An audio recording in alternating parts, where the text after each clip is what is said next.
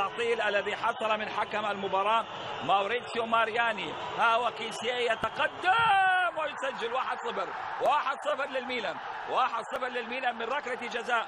أول أهداف الموسم في السيريا للميلان بإمضاء هذا الفتى الأوروغواري فرانك كيسيه. الميلان بحث عن تقديم المزيد وإظهار الإمكانيات العالية والشكل الجديد، والهدف الثاني 2-0 للميلان.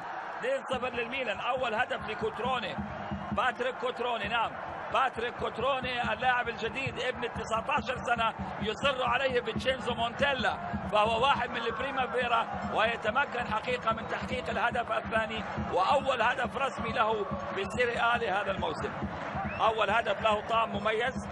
الميلان يتقدم بهدفين وكوتروني مباراته الأولى أول أهداف كوتروني فريق فتها، وهذه كرة أمامية عند كوتروني يهيئها وثالث الأهداف 3-0 للميلان. يا على كوتروني والأسيست الرائع والهدف على ما يبدو بإمضاء اللاعب سوسو، اللاعب الإسباني سوسو، اللاعب الذي يقال أنه قد ينتقل من الميلان، ولكن مع هذا الحضور ومع هذه الأهداف فبالتأكيد من الصعب أن يتخلى عنه مونتيلا.